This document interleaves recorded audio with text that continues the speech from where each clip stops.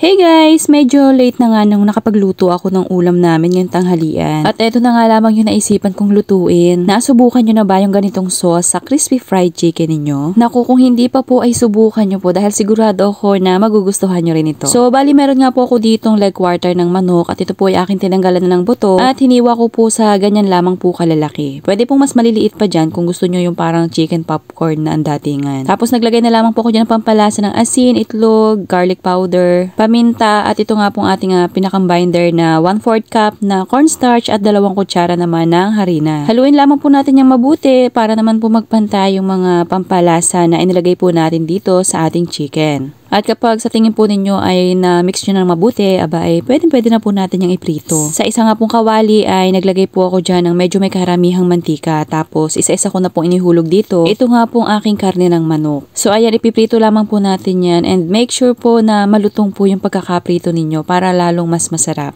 Madali lamang din naman po yung ganitong recipe mga mi. Kaya kapag tipong busy kayo at wala kayong maisip na ulam subukan nyo po yung ganitong ulam or yung ganito nga pong luto sa manok. Naku, magugustuhan nyo po yan and syempre lalo na ng mga bagets. So nung ganito na nga po siya kapula malutong na ito kaya naman po hinango ko na itong aking pinipritong manok. At pagkatapos nga po niyang mahango syempre isusunod pa rin po natin dito yung iba pa nating mga manok na hindi pa po natin iprito. So ito po yakin munang patitigisin para mabawasan naman po yung mantika.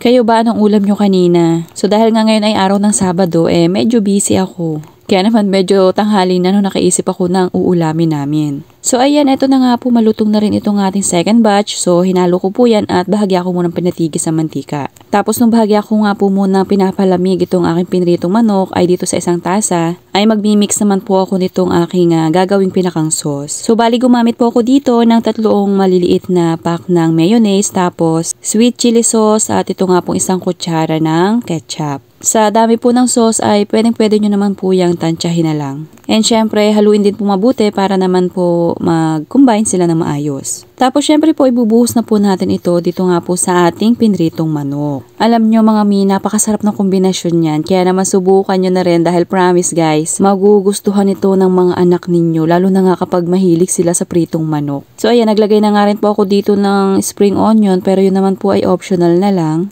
Tapos atin na lamang po yung imimix-mix para naman malagyan lahat ng pinakang sauce. Ito ang ating fried chicken. So ayan, pwede na po yan. Atin na lamang po yung ipiplating. At kung umabot ka nga po hanggang dito sa part ng aking video ay pakipusuan nyo naman po itong ating bangbang chicken. And syempre mag-comment na rin po kayo kung hanggang saan po ba ito nakaabot. At kung hindi pa nga po kayo naka-follow ay paki-like or follow nyo na rin po itong aking page. Salamat po! So sana nagustuhan nyo po itong aking recipe na ibinahagi sa inyo ngayong araw.